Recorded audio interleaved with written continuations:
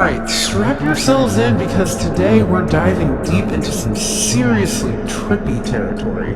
DMT and simulation theory.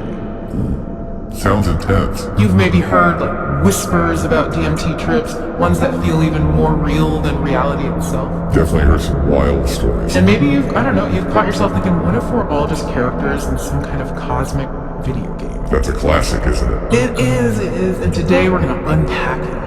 It's exciting stuff, even if it sounds like science fiction. These ideas are really pushing some serious thinkers to question, everything. Yeah. The very nature of our existence. That's exactly what I find so fascinating about it. Even if these theories, even if they try out to be totally out there just thinking about them, exploring them, it forces you to confront some really big questions. For sure. About consciousness and the universe and everything in between. Yeah. So let's start with something we can all wrap our heads around. We experience the world through our senses. Right. But what if those senses are giving us a limited view? Okay. Maybe even a distorted view. A distorted view of what's really out there. Of reality. That's a great place to start, actually. Because if you think about it, we only see a tiny, tiny sliver of the whole electromagnetic spectrum. Right. Our ears, they can only pick up certain sound frequencies. Like a limited range. Yeah, and our brains, they're filtering out so much information all the time just so we can function, Yeah. What we think of as reality, it's really just this highly curated model, kind of like a virtual reality program. Yeah, like we're all wearing these VR goggles. Exactly. That only show us a fraction of what's actually out there. Exactly. Makes you wonder what we're missing right now. Oh, absolutely. And this is where, this whole idea of simulation theory comes in. Okay. What if our universe, the one we experience, is real?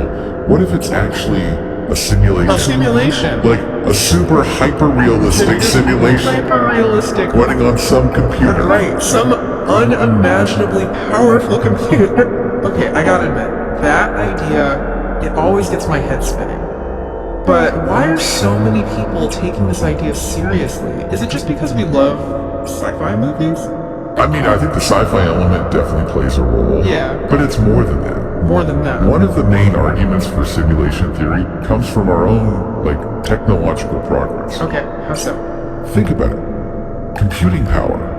It's come so far in just, the last few decades. It's insane how fast it's been. We've gone from these massive computers, took up whole rooms. I've seen pictures, yeah. To devices that fit in our pockets. Right. That are millions of times more powerful. Yeah. So, if we keep going at this rate, it's not totally crazy to think that we'll be able to create simulations that are basically indistinguishable from reality. Right.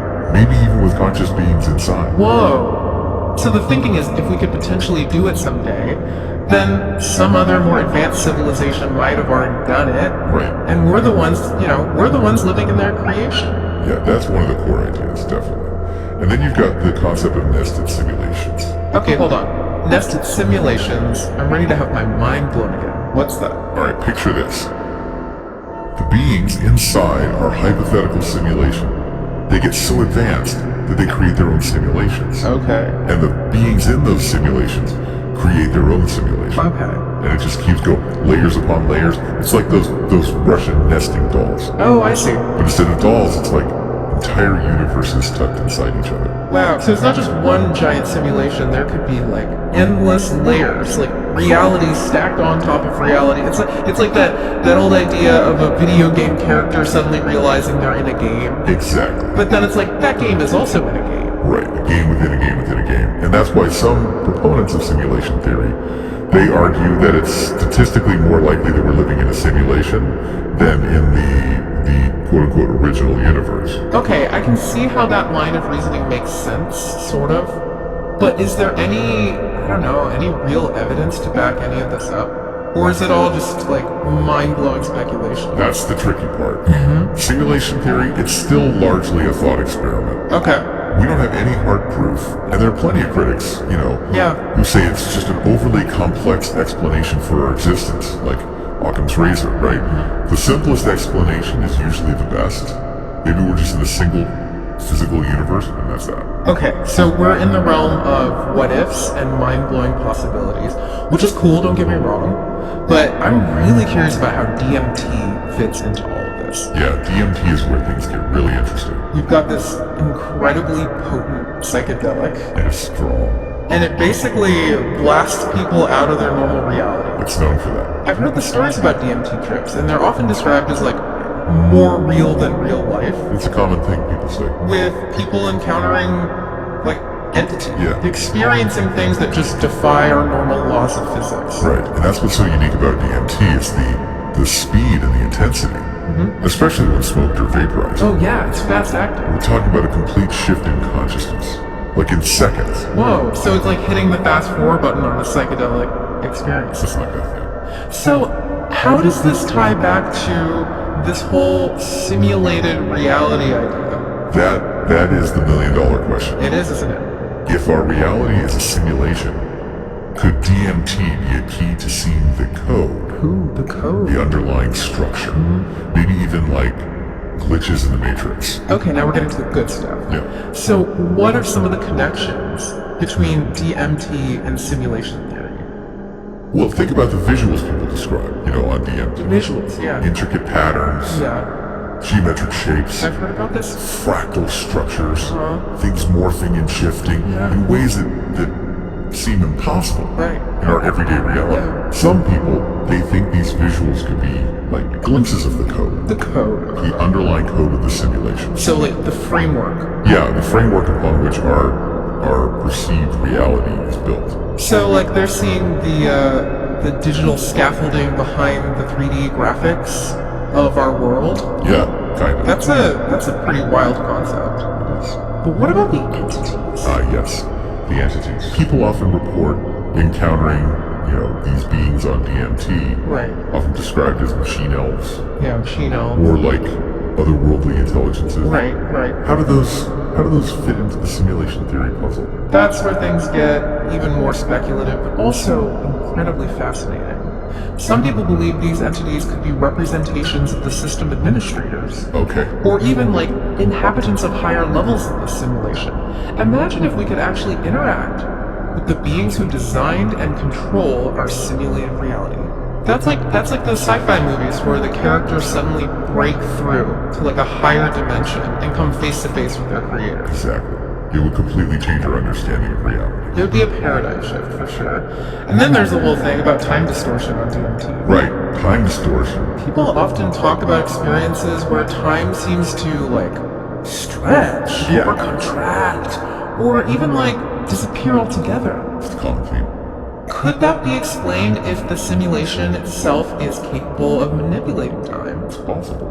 If our reality is a simulation, who's to say that time flows in a linear way? Right, in the way that we typically perceive it. Maybe the architects of the simulation can like speed it up, slow it down, or even jump around in time. Exactly. Our understanding of time might just be a limitation of our programming, so to speak. And DMT might be allowing us to momentarily step outside those limitations. And experience time in a completely different way.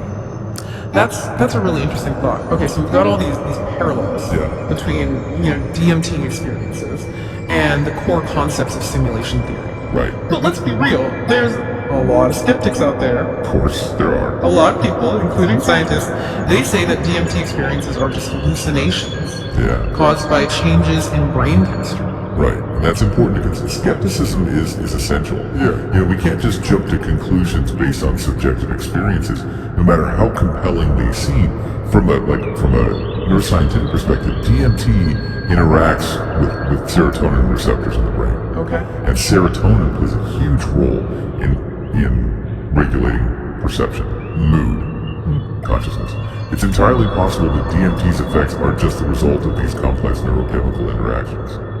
So on one hand, we've got the it's just a hallucination explanation, and on the other, we've got this mind-blowing possibility that DMT is somehow allowing us to peek behind the curtain of reality. to see the wizard. How do we reconcile those seemingly opposing viewpoints? Well, I think the key is to stay curious Okay. and open-minded, Yeah. while also being, grounded in critical thinking. Grounded. Okay. The scientific method relies on rigorous testing and evidence. Sure. But that doesn't mean that we should just dismiss experiences that we don't yet fully understand. So we don't have to choose one explanation or the other. Maybe there's a way to hold both the scientific and the more speculative perspectives at the same time. Exactly, and that's what makes this whole conversation so exciting. We're pushing the boundaries Pushing the boundaries. of our understanding. We're exploring this intersection Yeah. of science, consciousness, and the very nature of reality. All right, so let's assume for a minute that there's more to these DMT experiences than just hallucinations. What are some of the bigger implications here? What if we're actually tapping into something profound, something that challenges our fundamental assumptions about the universe? Now we're getting to the heart of it. One of those radical implications is this idea that consciousness, it might not be simply a product of the brain, Okay. but rather a fundamental aspect of reality itself. So instead of the brain generating consciousness, really consciousness is interacting with the brain. Yeah, And DMT, it somehow allows us to become more aware of that interaction. I would request that. What if consciousness is a primary force in the universe? Okay. And our brains are like receivers or filters Oh.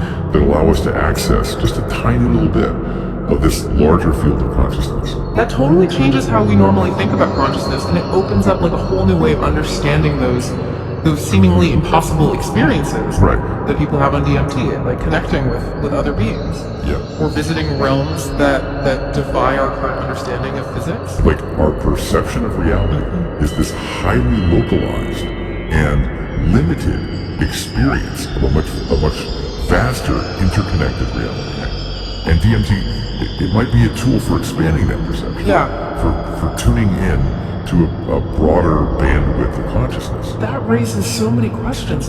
If consciousness is more fundamental than we realize, what are the rules that govern it? What are its limits, its potentials? Are there different levels or dimensions of consciousness that we can access? Those are the mysteries that we're just beginning to grapple with. Is- But what if these seemingly unreal experiences on DMT are actually giving us valuable information, Yeah. insights into the nature of consciousness and Yeah. reality Yeah. that we can't access through our ordinary senses? It's like we're downloading data from a different operating system Yeah, cosmic operating system. that we're only just beginning to understand.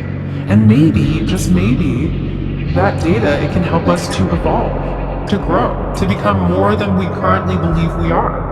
That's a beautiful way to put it. It's about expanding our horizons. Expanding our horizons, yeah. Not just in terms of our understanding of the universe, but also in terms of our own human potential. It's about recognizing that we're part of something much greater than ourselves, a cosmic tapestry. A cosmic tapestry.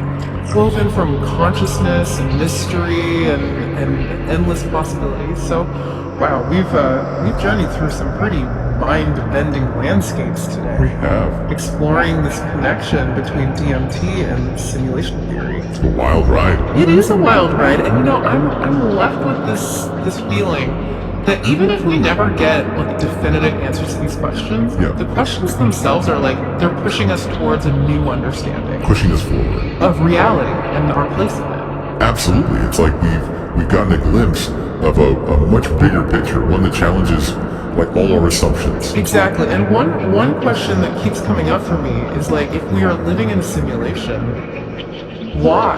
What's the purpose? Why create it in the first place? That's the big one, isn't it? The ultimate mystery. Yeah. But we can only speculate, of course. Of course. Maybe it's an experiment, like a giant experiment. Okay. A way for, some advanced civilization to study consciousness. Right.